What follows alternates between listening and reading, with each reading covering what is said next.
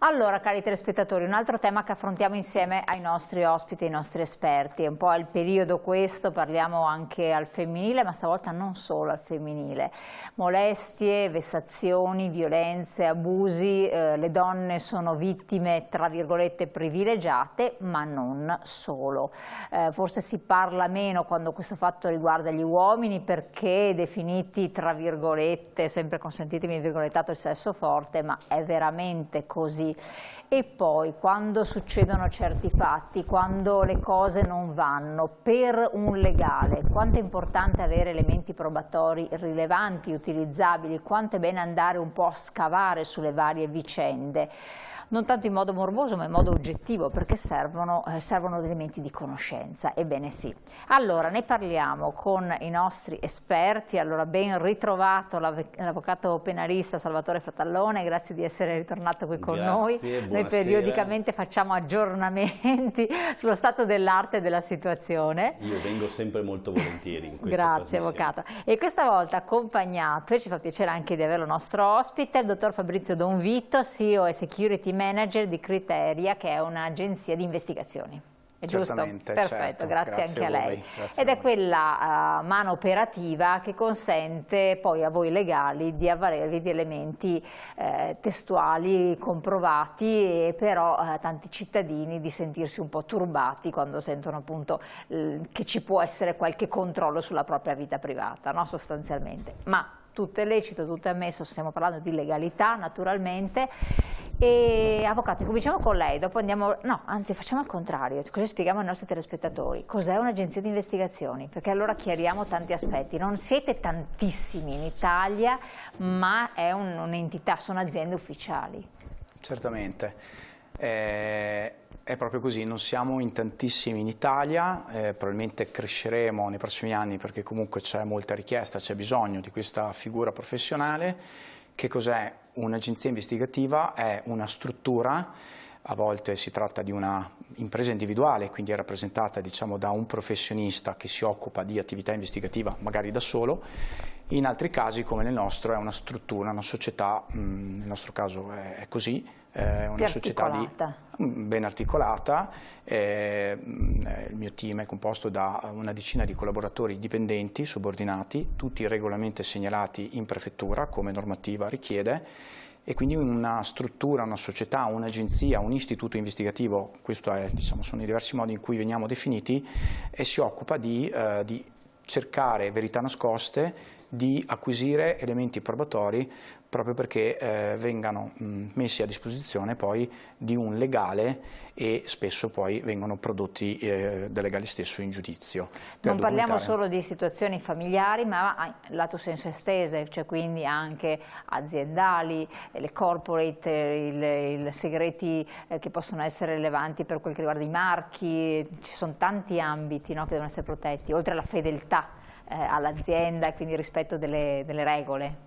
Certamente, la verità in ogni sua forma, in qualsiasi contesto, quindi c'è diciamo, i due rami principali noti nel mondo delle investigazioni private, è proprio quello rappresentato dal privato, le investigazioni private, diciamo, commissionate dal cliente privato, che riguardano in linea di massima problematiche di diritto di famiglia, quindi dalla presunta infedeltà coniugale tra coniugi, tra coppie, a quelle che possono essere le problematiche rappresentate da cattive frequentazioni dei figli, minori, eccetera, eccetera, o comunque nel privato anche attività di stalking, di molestie, vessazioni, eccetera. E qua entreremo appunto anche a parlare. È tematica piuttosto calda nell'ultimo periodo.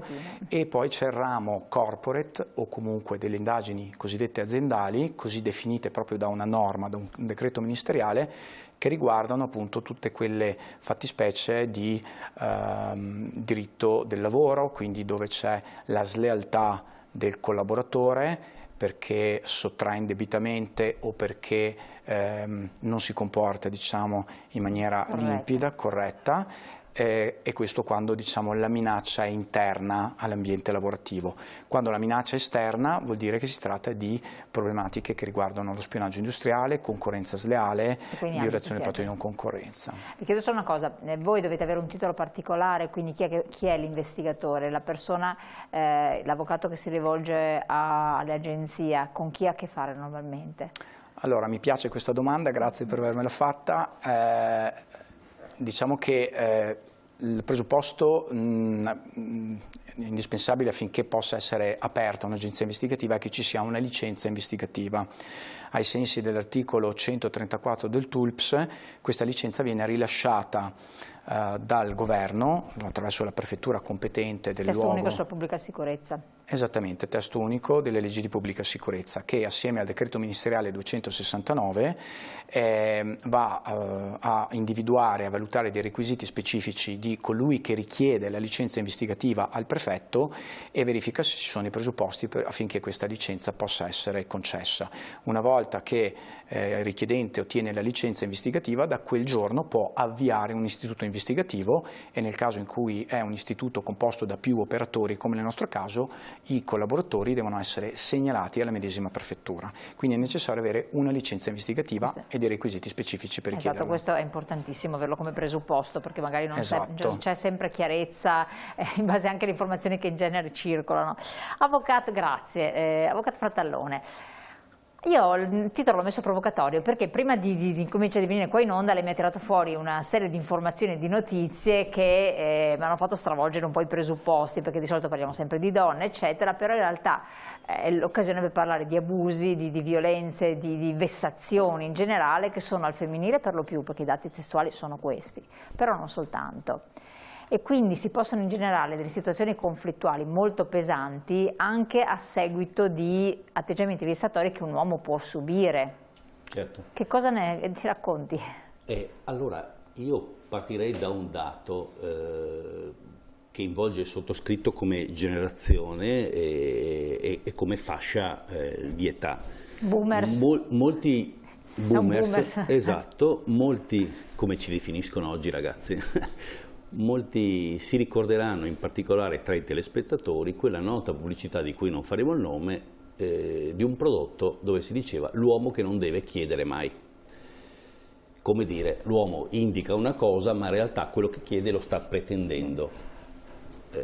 Questo ha provocato uno stereotipo per cui l'uomo quello che chiede pretende. E guai se l'uomo mostra le sue fragilità, mai un uomo si mostra in pubblico che piange o che è un debole, perché queste sue fragilità non sono accettate dalla collettività. Quindi educativamente e culturalmente è un problema, perché l'uomo si trova spaesato in una società in cui le donne, hanno successo, sono inserite anche in ruoli, anche attualmente, di potere, e c'è veramente c'è il declino della figura maschile forte in proporzione con la salita di quella femminile, che fino a prima era assolutamente sottovalutata. Quindi un cambio anche epocale che c'è stato. È un cambio epocale che però, siccome sta avvenendo in questa nostra epoca, non è senza conseguente. Quindi l'uomo mostra tutte le sue fragilità, mostra le sue difficoltà e qualche volta non riesce a dialogare con toni normali con l'altro o con l'altra interlocutore e scattano delle molle che portano a fenomeni che sono tristemente noti come femminicidio. Allora, se è vero che sul piano statistico, in particolare mi riferisco agli anni dal 2015 al 2016, poi ci sono stati dati Istat e anche del Ministero della Giustizia degli anni successivi, la prevalenza di reati è stata quella contro le donne, donde è stato coniato il termine femminicidio, ma anche da una certa cultura che voleva spingere su questo versante. È anche vero che è molto disconosciuto, o meglio misconosciuto, la realtà delle violenze agli uomini.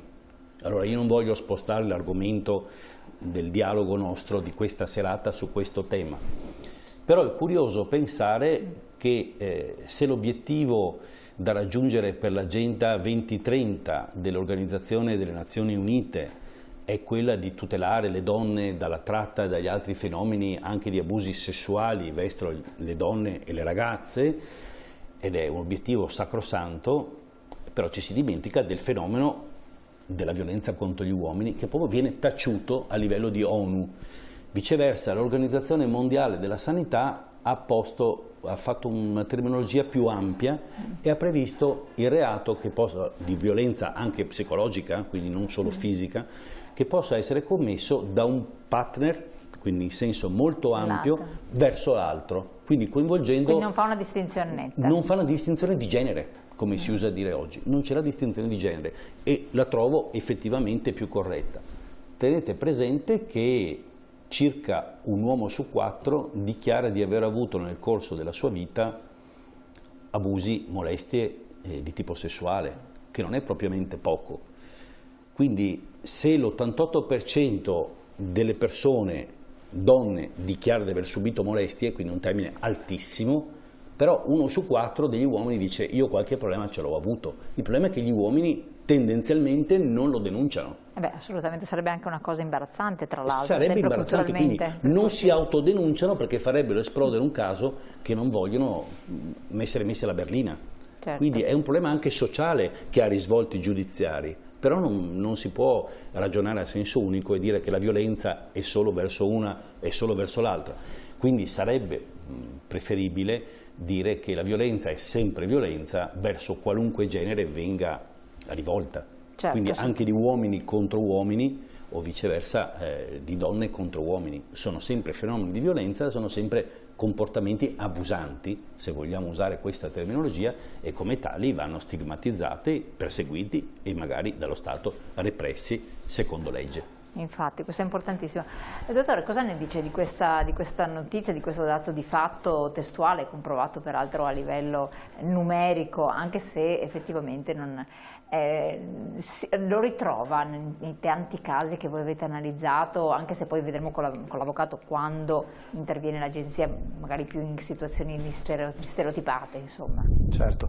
Allora, nel nostro caso, devo dire, pur confrontandomi spesso con l'amico avvocato Salvatore Fratellone, non sono casistiche molto ricorrenti nel nostro caso, quella dell'uomo che chiede una certa forma di protezione, comunque di attività di indagine per difendersi da questo reato.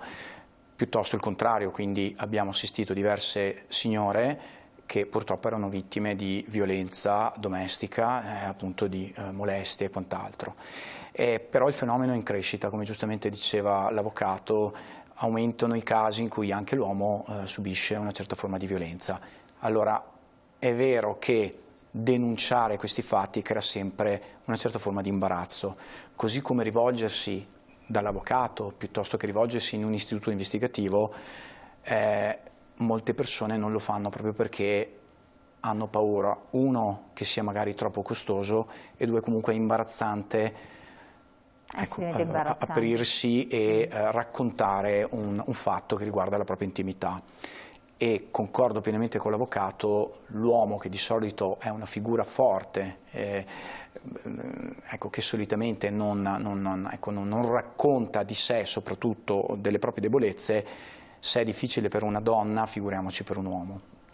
Potrebbe essere utile per un uomo avere degli elementi di prova di essere provocato oltremodo, se non vessato, se si tratta di salvare l'affidamento dei figli o la possibilità di vedere maggiormente i figli, o in caso di separazione giudiziale, può essere? Certo, questi sono casi invece piuttosto ricorrenti, quindi laddove è necessario, in ottica di stabilire o revisionare l'assegno di mantenimento e l'affidamento dei figli minori, allora diventa determinante rivolgersi ad un investigatore privato per far valere i propri diritti, quindi per dimostrare, magari non è una vera e propria forma di violenza come la intendiamo noi. No, assolutamente, infatti sto dicendo vessazioni, esatto, provocazioni a volte, sì, certo. Ma anche solo il fatto di privare ad un padre di vedere i propri figli potrebbe essere una violenza, come lo dico in qualità di padre di 2 figli piccoli, non grandi, e quindi se dovesse succedere che mi venisse tolta la possibilità di vedere frequentemente i miei figli, ritengo che potrebbe essere una violenza molto molto importante a livello psicologico, anche se non si tratta, ecco, di violenza fisica. Certo, e questo è molto più sentito nelle generazioni più giovani, di padri che si sentono molto legati ai figli più che non generazioni più anziane, no? Questo fattore qua. Cioè, se i rapporti con mio padre, tra lui e quindi mio nonno e suo padre, era quello di dare del voi, quindi la generazione del dopoguerra, noi siamo entrati in un rapporto molto più colloquiale e viceversa oggi i ragazzi trattano un rapporto eccessivamente colloquiale, mi viene da dire spesso. Certo. Quindi si tratta di un fenomeno di costume, di abitudini, ma siamo anche quello che abbiamo impostato noi nelle nostre famiglie, quindi va bene così, ci vuole sempre equilibrio nel rapportarsi. Certo, il problema della violenza trova un argine sulle modalità con cui si esplica questa violenza, per cui c'è quella fisica, perché tendenzialmente l'uomo è più forte e quindi scatta l'aggressione e quindi l'atto di prepotenza, la protervia in tutti i suoi metodi. Altre volte è una violenza psicologica, altre volte è una violenza di tipo economica. Io ho partecipato tempo fa proprio in Cassazione con dei pubblici ministeri a un incontro dove si analizzava proprio questa tematica. Allora la interrompo un attimo perché interessa, credo che interessi anche i nostri telespettatori. Violenza economica. L'ha affrontata l'avvocato e poi vediamo con che risvolti e che cosa. Pochissimi secondi di pubblicità, canale 19, restate con noi, a tra poco.